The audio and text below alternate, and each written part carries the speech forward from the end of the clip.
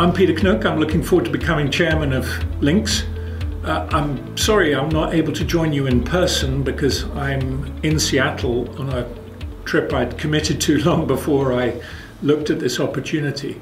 But I do look forward to meeting many of the members in the forthcoming meetings and give me a chance to understand better your concerns and some of the opportunities that you see for this organization.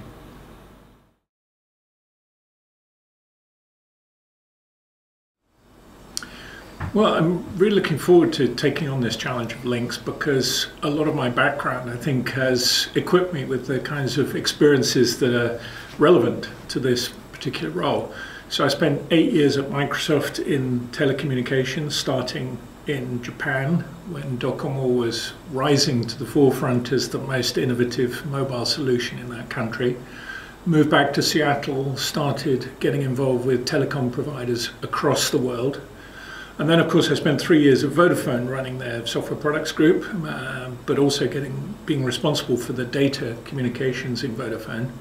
Since then, I've been a non-executive director, and 6 years of those I spent on the board of TDC in Denmark as a telecoms provider. So I think that's provided me with a wealth of business experience in how telcos operate, which hopefully I can translate into the kinds of pressures that some of our members face in making sure that the internet operates successfully in the UK.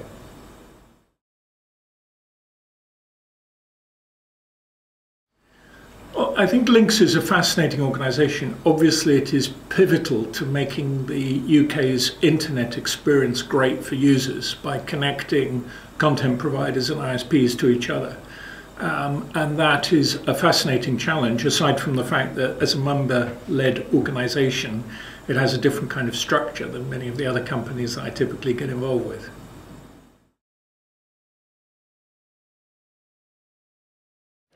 So I think the values of LINX are really fascinating. I mean, obviously we want to be neutral and transparent in the way that we make decisions and communicate those to our members. But we also want to make sure that we have a level playing field for all the different parties involved. And that means a level of mutuality. It means that we have to be very clear in how we allow members to influence the decisions that this board makes on behalf of its members.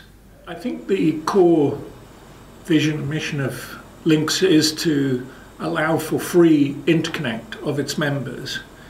And that whole construct of making the internet a great experience for the users and for the telecoms providers who connect people to each other, that's something that I've been involved with at various times in my career, so I think I can help with that experience.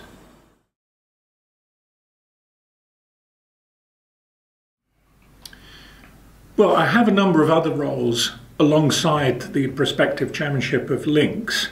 So I'm involved with a couple of startups who are quite early stage, which is actually a lot of fun to get involved with, but they're also quite demanding.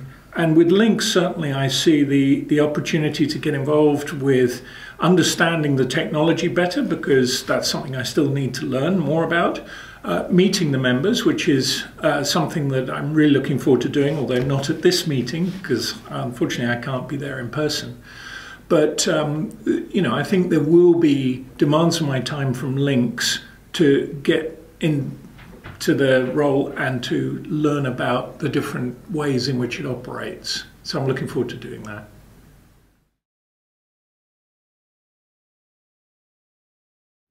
From my experience, I've mostly been involved with commercial organisations. So getting involved with a member-led construct is a little different for me, but it's also one of the reasons that I'm fascinated by this challenge. And obviously I have been involved with residents associations and other constructs like that, where members are equal, where different parties have different voices, and leading to a common understanding of where that should drive the organisation is a key element, and there isn't a single majority shareholder that can determine that outcome. You have to listen to all the different members.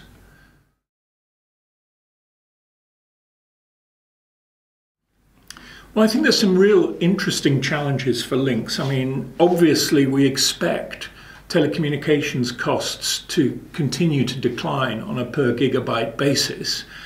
But the people and the skills that are needed to operate this infrastructure expect pay rises and of course expect to improve their careers. So that's one of the challenges, is how do we get more out of those people and operate more efficiently so that as we drive more traffic and more ports into the exchange, we can continue to do that without increasing our cost base commensurately. So that's a big challenge for us.